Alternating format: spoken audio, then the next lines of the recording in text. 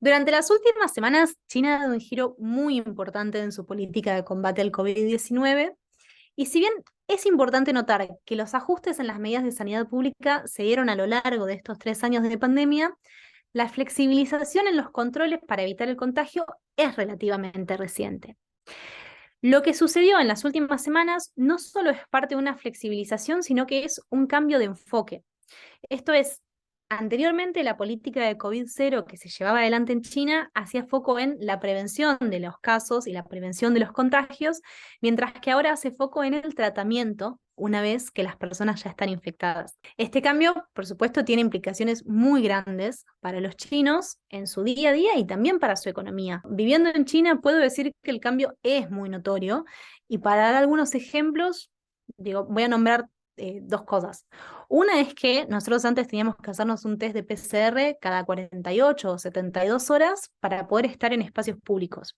Esto es, desde ir a un restaurante hasta tomar el transporte público o incluso acceder a nuestros propios espacios de trabajo. El costo de realizar estos testeos masivos en las ciudades, que eran pagados por los gobiernos locales o por el gobierno central, si se hacían cada 48 horas para toda la población, podía significar hasta un 8% del gasto público de China, o dicho de otro modo, un 1,8% del PBI chino. O sea, un gasto muy, muy grande. Y el segundo ejemplo que quería dar es que hoy nosotros ya no tenemos que utilizar más el código QR de salud para indicar los espacios donde estuvimos.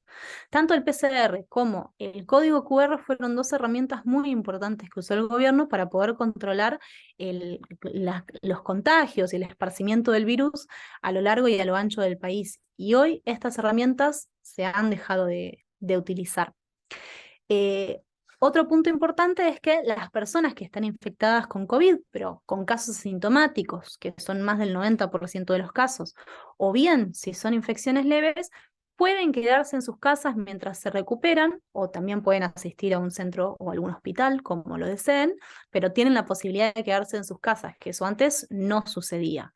Y lo que antes eran los centros de aislamiento para personas que estaban infectadas, ya sea con o sin síntomas, ahora se convirtieron en hospitales para tratar a los casos graves, ya que hay algunos hospitales que en este marco se han desbordado un poco por el gran número de casos.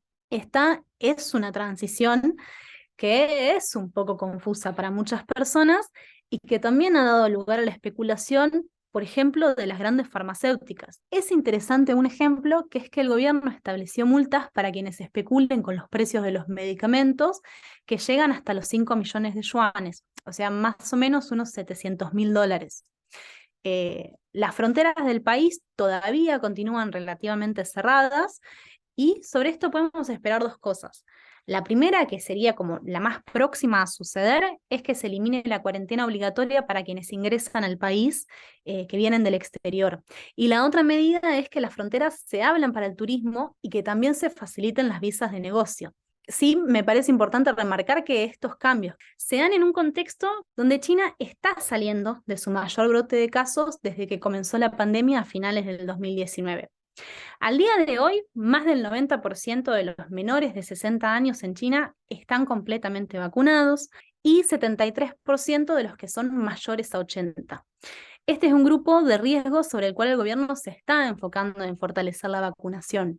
Y si recordamos, hace 2 semanas, cuando comentamos también aquí en Barricada sobre las protestas en China vinculadas a la pandemia, mencionamos que la tasa de vacunación de los mayores de 80 años era 65%. O sea, ha crecido a lo largo de estas semanas, y el gobierno espera que llegue a 90% para enero de este año. El otro punto importante a destacar es que si bien el número de casos diarios alcanzó su pico hace 2 semanas con cerca de 40.000 nuevos casos, hoy ese número es significativamente menor, o sea, estamos más o menos cerca de los 7.000, y las muertes, aunque siguen siendo lamentables, todas y cada una de las muertes que sucedan, han sido solamente 11, desde mediados de octubre hasta mediados de diciembre. A nosotros lo que nos queda ver es cómo evolucionará la pandemia en China, cómo evolucionará la vacunación, que es un factor clave, cómo afecta esto a las vidas de los chinos en el día a día y también cómo afectará a la economía de China, ya que las actividades y el comercio hoy están volviendo a la normalidad sin ningún tipo de interrupción por brotes esporádicos de COVID. Así que, para seguir informándose sobre China, sigan esta columna semanal por Barricada TV y los invito a que nos sigan en las redes sociales y lean nuestros resúmenes semanales en dongshengnews.org.